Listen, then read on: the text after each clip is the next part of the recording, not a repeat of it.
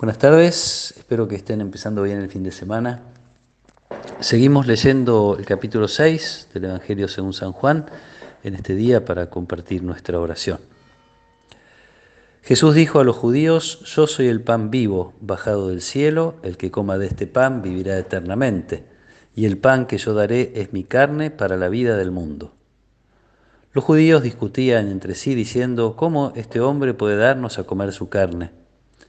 Jesús les respondió: Les aseguro que si no comen la carne del Hijo del Hombre y no beben su sangre, no tendrán vida en ustedes.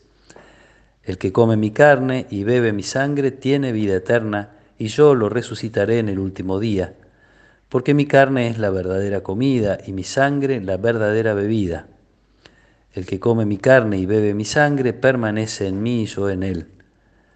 Así como yo, que he sido enviado por el Padre, que tiene vida, vivo por el Padre, de la misma manera el que me come vivirá por mí. Este es el pan bajado del cielo, no como el que comieron sus padres y murieron. El que coma de este pan vivirá eternamente. Jesús enseñaba todo esto en la sinagoga de Cafarnaúm. Palabra del Señor. Jesús hace una afirmación muy directa y muy difícil de entender, ya casi uno diría hacia el final de este discurso del pan de vida, haciendo referencia directamente a sí mismo. El pan que yo daré es mi carne para la vida del mundo. Incomprensible para quienes tratan de entender esto literalmente, se imaginan comiendo la carne de Jesús, así como suena. Imposible de entender, yo diría incluso para los discípulos, al menos hasta que no tengan la experiencia de la última cena. Es el único momento en el cual Jesús hace afirmaciones de este tipo. Y en vez de aclarar cómo será que podrán comer su carne, Jesús apuesta todavía un poquito más fuerte, hablando de las consecuencias de esta realidad de comer su carne para tener vida eterna. Y así como había dicho que era necesario para tener la vida creer en Él, la fe en Él, era necesaria, también ahora afirma que es necesario comer el pan. Es una realidad que desgraciadamente a muchos creyentes se les escapa, consideran que es suficiente la oración personal, que es suficiente la fe, y se pierden, uno diría, esta riqueza de la comunión eucarística concretamente, de recibir a Jesús en la comunión. Una comunión que es mucho más que recibir simplemente, que no es poco de todos modos, el cuerpo de Jesús, es comunión con la vida de Jesús, es comunión con las enseñanzas, es decir, con esta palabra que también es para nosotros alimento, es comunión con el estilo de vida de Jesús. Y en el fondo, y lo dice Jesús, con su vida misma, así como yo que he sido enviado por el Padre, que tiene vida, vivo por el Padre, el que me come vivirá por mí. Es una expresión que es para quedarse, me parece, haciendo un rato largo de oración. Nosotros estamos compartiendo, a veces lo decimos y se nos escapa la profundidad, o nos puede pasar. Nosotros compartimos la misma vida de Dios.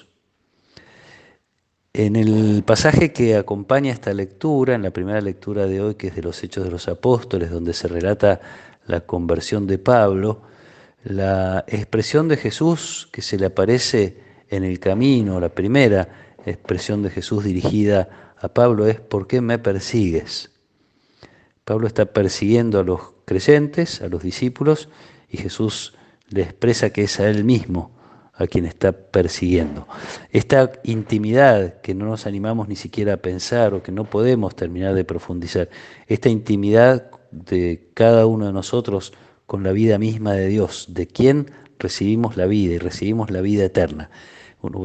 Tengo que decir, es más fuerte todavía que la comunión que tenemos con nuestros papás, con nuestros abuelos, porque es la vida y es la vida eterna que compartimos y que recibimos de Dios. Esto que hace también no solo a nuestra comunión con Dios, sino a nuestra comunión entre nosotros. Compartimos la misma vida.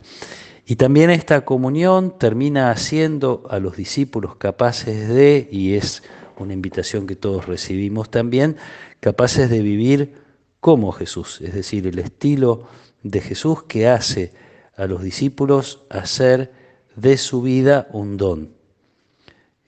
Uno puede decir figurativamente, también los discípulos podemos, y es bueno, y ojalá lo consigamos, hacernos pan, que nuestra vida sea un don para saciar las necesidades de los demás, así como es la vida de Jesús, como celebramos en cada Eucaristía, aquello que sintetiza no solo la encarnación, porque se hace hombre para esto, no solo el ministerio de Jesús, sino también el sentido de sus últimos momentos y de la muerte y la resurrección. Tomen y coman, esto es mi cuerpo, tomen y beban, esta es mi sangre. ¿De qué manera los discípulos podemos hacer esto? Igual que Jesús, en el sentido de vivir como Él, haciéndonos don para los demás. No hay camino de una mayor felicidad, y esto es una constante, sí, del Evangelio, no hay camino de mayor felicidad que la de hacerse don para los demás. Ojalá podamos experimentarlo una y otra vez, y esto nos anime a seguir haciéndolo y haciendo así presente el amor de Dios en nuestra vida para la vida de los demás, para que todos también alcancen, como Dios quiere, la vida eterna. Que el Señor nos acompañe en esta tarde, que Él nos proteja y nos bendiga. En el nombre del Padre, y del Hijo, y del Espíritu Santo. Amén.